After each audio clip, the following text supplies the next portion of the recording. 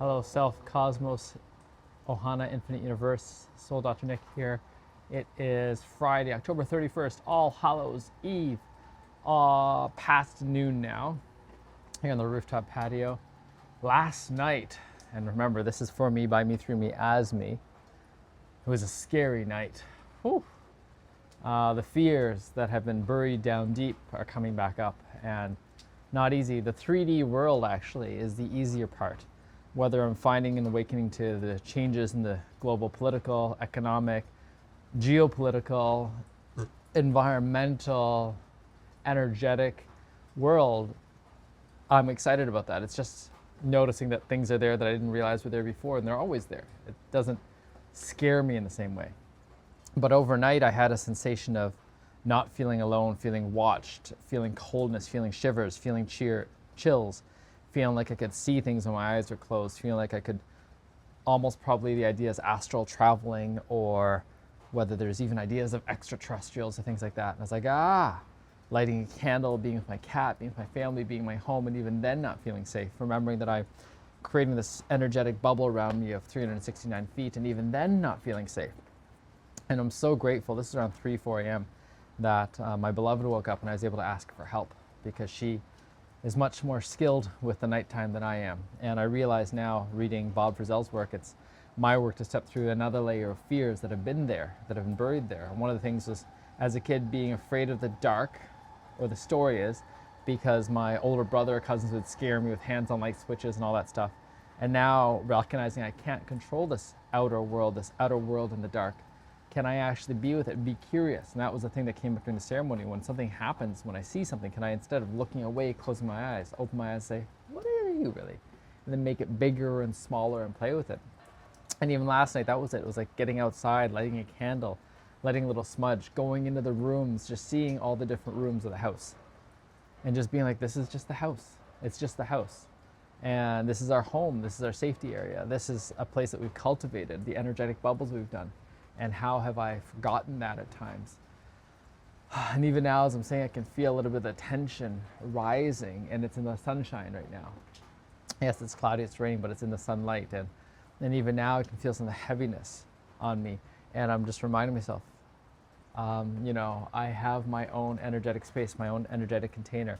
How do I own this present? How do I have the boundaries, the barriers, the containers that want to be there? And it's a practice. All of this is a practice. If I want to keep holding, if I want to keep being, if I want to keep stepping into, and even the world, if there's this giant shift that we think might happen, this magnetic pole shift, this huge upheaval, how do we create the containers that might allow us, carry us, guide us into the next layer of safety? And then how do I keep not trying to look around behind my back going, is there something there? Is there something there? Is there something there? And yet sometimes feeling that presence, and then calling in my allies, calling in for the help. That was a big piece of it last night, asking for help. And that's how I actually was able to sleep, and how I was actually really grateful for the sleep. And then waking up this morning and doing my clearing processes. And I listened to a lot of Bob Frizzell. I listened to John Villel Melchizedek, and I listened to Dr. John Demartini. And in all the different ways, starting with Dr. Demartini, it's just like, how do I balance these valences? How do I create neutrality in these experiences, whether positive or negative? And then recognizing that the positive, negative in the current experience is a reflection of all the layered positive and negative experiences before. Because I couldn't even think of a positive from before of being scared as a kid, or think of a positive of having these nightmares, these moments of fear. And now recognizing I have more compassion, more understanding, that they're helping me to see the imbalances that are there. They're helping me to see how so many of us probably are stepping into, when we think insomnia, we think, I just need to sleep, rather than there are so many fears here, so many angers here, so many rages here, so many shames here, so many blames here that I have not integrated, that it keeps seeping up when my cognitive mind starts going to sleep. And for a long time, I've been able to rest well, but rest while not fully embracing the beauty of the sleep, of the dream, of the astral, of the out-of-body experience world. And in wanting to step into some of that, at least some of that, and step into some of my gifts, it's being able to step into and through these places where I've been holding onto long-seated fears. And then noticing that when I judge others for their fears, it's just a reflection of me and my own. And that it takes time. I'm 45 now, right? It takes time to get to these points. It takes time to really appreciate. And what is 45 years in the grand cosmic scheme, especially if I can figure out, if I have figured out how to be in the other dimensions, how to be in the other bodies, how to be in the other lifetimes. And some of this stuff sounds crazy, and that's part of it. I realize reality, I get to play by my own rules, and I get to watch my little man, 5 years old, constantly creating new rules of how the game is played, how it's won, how it's lost. And I love watching it. I'm not trying to change it or correct it or beat him in that way, because he's showing me the creativity.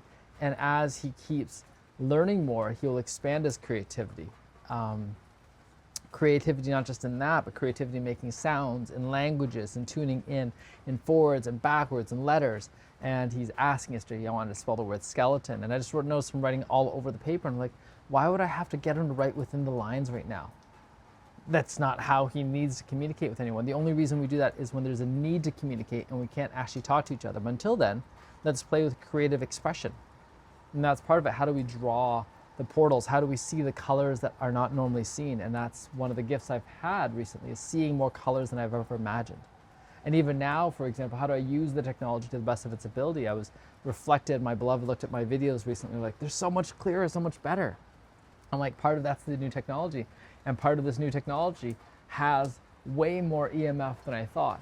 And it's just a reminder, how do I really consciously use it when I use it, and then put it the fuck away when I don't need it? And so today we're gonna watch probably the rest of Superman. It's raining, so who knows what the trick-or-treating look like. We're gonna try to get together with some friends. I'm gonna reach out to some loved ones, people I care about, people who can look out for me, who can support me, and then I'm gonna let it all go and just be. So, thank you for this magic mirror work. I haven't created more specific stuff recently or posted on Instagram and things like that, because it's just gonna take a while. It's gonna take a while, and right now it's a gathering of self again. All right, ciao for now.